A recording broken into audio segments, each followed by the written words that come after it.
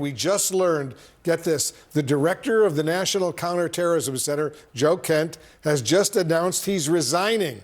CNN national security reporter Zachary Cohn is joining us right now. Zachary, what more can you tell us about this dramatic development? Yeah, Wolf, this appears to be a significant resignation at the senior-most levels of the Trump intelligence community. This is Joe Kent. He was the director of the National Counterterrorism Center. He appearing to post on X a resignation letter that he submitted, citing misgivings over the Trump administration's decision to launch its war with Iran. Now, Kent, in this letter, writes in part, quote, "As a veteran who deployed to combat 11 times and as a Gold Star husband who lost my beloved wife, Shannon, in a war manufactured by Israel, I cannot support sending the next generation off to fight and die in a war that serves no benefit to the American people, nor justifies the cost of American lives." Now, Kent, in his apparent post on X, does also seem to suggest that there was no imminent threat that it has been used and cited by the Trump administration as justification for launching this war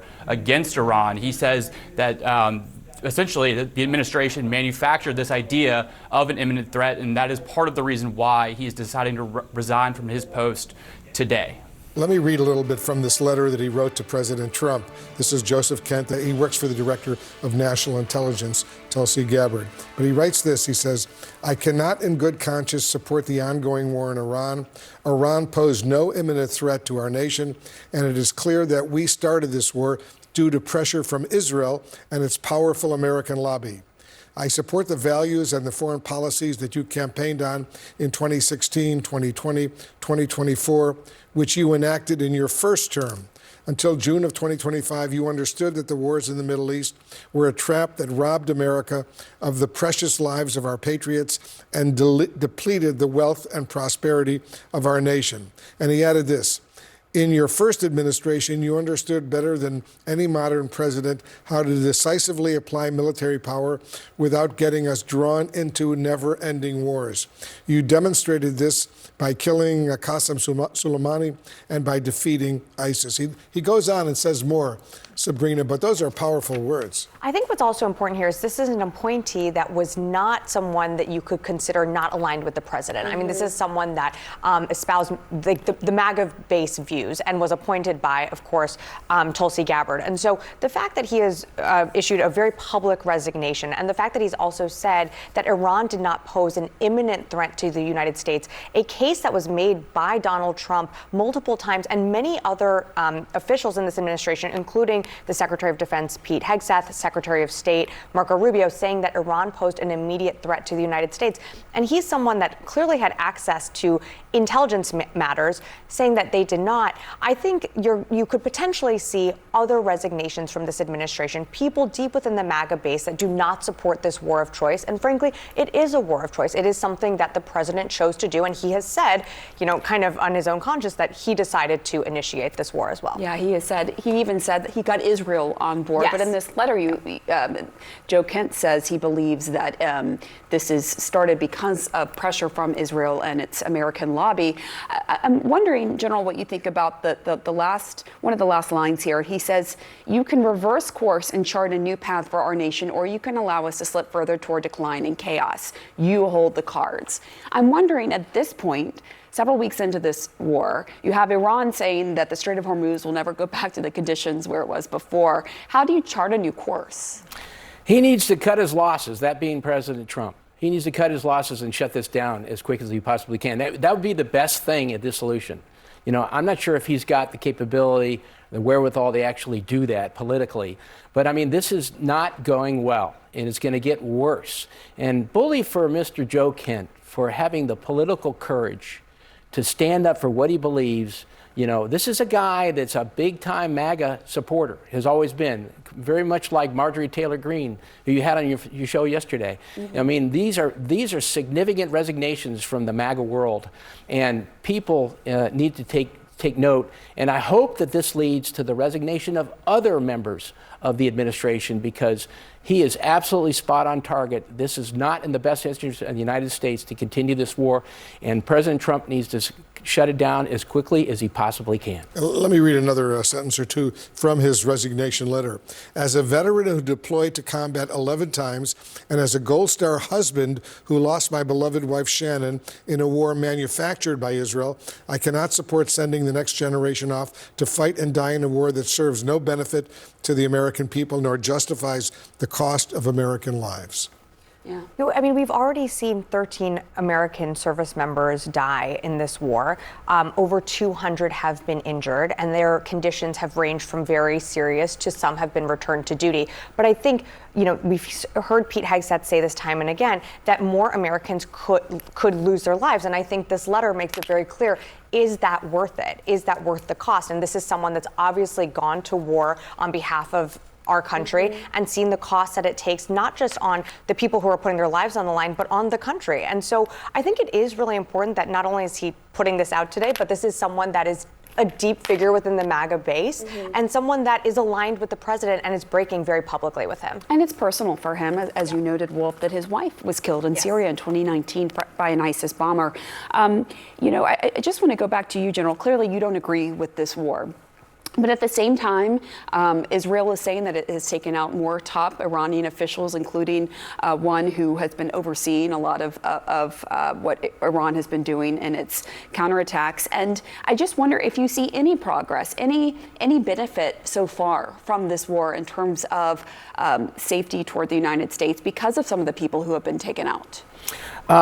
First of all, I commend the military performance thus far in the war. I mean, it's been superb. And look, no one's shedding any tears for the Khomeini's demise and a new Ayatollah and the aggressive nature that they have had towards in the region and been a threat in the region. I mean, I'm all for doing something about the Iranians, but we were not provoked. And the problem here is that we're in the middle of a long war, at least a long war for them. I mean, I remember what Henry Kissinger said about Vietnam.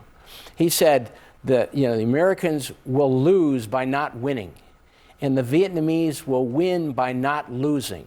The Iranians just want to sustain themselves, stay in power as long as they possibly can, continue to harass the United States, like attacking Baghdad and the embassy there and whatnot, and stay alive long enough so that they can claim victory. And that's what they will do if they do this long enough. Let's go actually to the White House, where we're going to find our Kevin Liptak, who's been tracking any responses coming from the administration. What's the latest, Kevin? Yeah, nothing official yet from the president, although we're expecting to see him any moment now in the Oval Office with the Taoiseach of Ireland. He's here for St. Patrick's Day. But you do hear, you know, officials who are within the Trump orbit beginning to sound off on this. You know, one former White House official described Joe Kent as an egomaniac, someone who is resigning this position in quite a high-profile fashion. And I think that is probably along the lines of what we will hear from the president if and when he decides to respond to this.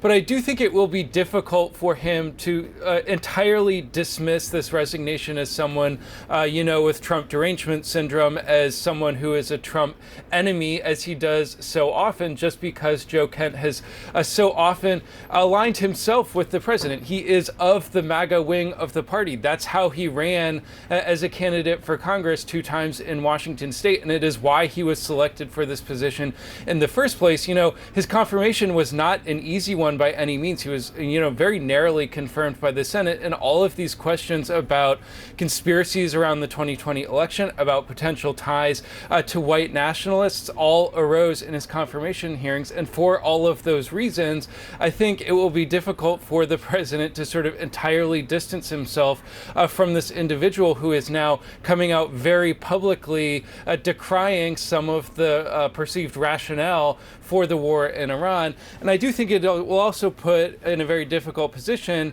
Joe Kent's boss, the director of national intelligence, Tulsi Gabbard, who has espoused, in previous lives, the very same positions about questioning the adventurism of previous iterations of the Republican Party, questioning nation-building pursuits. She, too, was a veteran, just like Joe Kent, and so putting her, I think, in a difficult position. But certainly we expect to hear from the president very soon, and hopefully he will be asked about all of this. We'll see what he says. All right, Kevin Liptak, thank you very, very much. I want to bring in CNN KFILE senior editor Andrew Kaczynski, who's joining us on the phone. Andrew, I know you had previously reported that Joe Kent gave a previously unreported interview back in 2022 to Grayson Arnold, a Nazi sympathizer and white nationalist. A spokesperson for Kent, who was then running for Congress at the time, said, and I'm quoting him now, Joe Kent had no idea who that individual was when he encountered him on the street, and Joe Kent has repeatedly condemned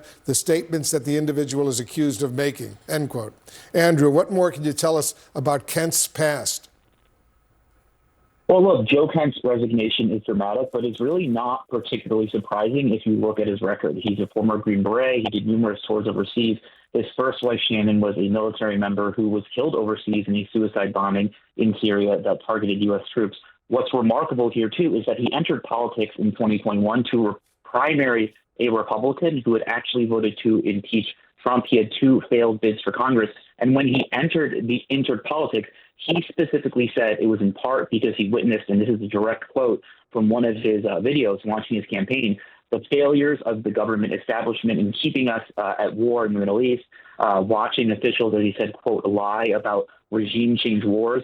And during that campaign, both campaigns, he railed against the military-industrial complex. He railed against endless wars.